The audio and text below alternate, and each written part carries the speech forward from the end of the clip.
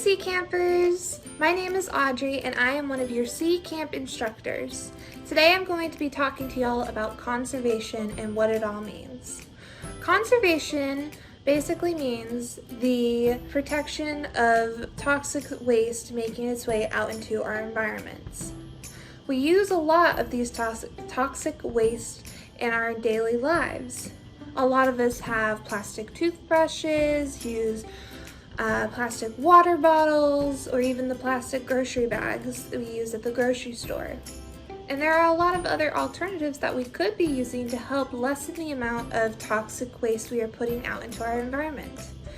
Take a plastic water bottle, for example. A plastic water bottle has about an 80% chance of making its way out into our oceans. Whenever it does make its way out into the ocean, or if it does make its way out into the ocean, it tends to get turned up by the waves and the current and the wind until it makes its way into these things called gyres.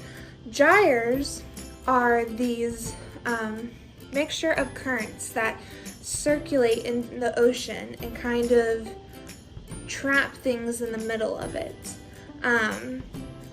One of these, greatly known, is called the Great Pacific Garbage Patch, which some of us know is out off the coast of California.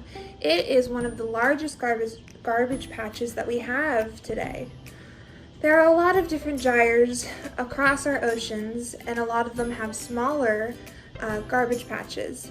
And so, as you can imagine, a lot of our plastic single waste items make their way into this gyre. Now the thing is what happens once it does end up into the gyre and once it is actually in the ocean atmosphere.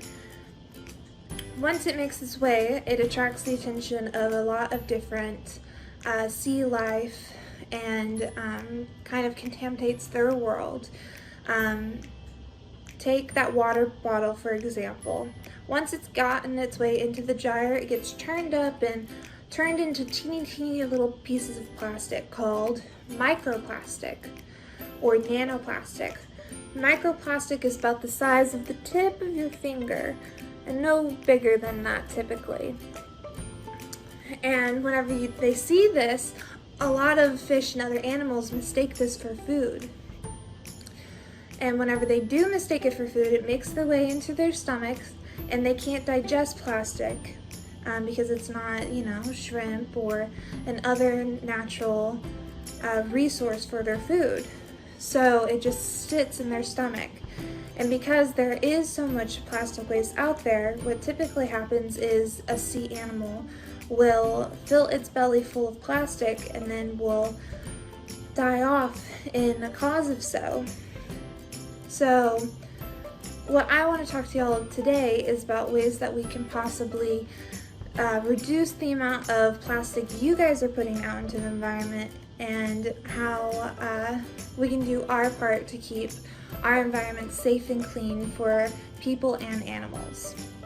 So one of my favorite ways to help reduce the amount of plastic that I personally put out into the environment is the use of a reusable water bottle.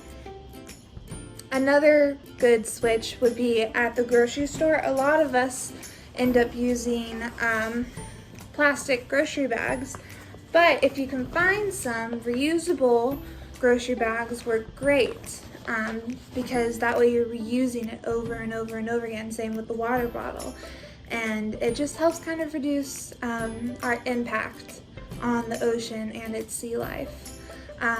If you can think of some others, I'd love to hear it. Some people also like the switch from plastic straws to silicone or metal straws. So on the Zoom call later this week, I will have a tray sample of our beach here in Galveston. I'm going to go do a beach sweep so that way I can show y'all some of the examples of our microplastic or megaplastic that I can find. If y'all have any guesses as to what I might find, you guys can let me know at the beginning of the Zoom call what you think I have in my tray, and we can discuss it a little bit more.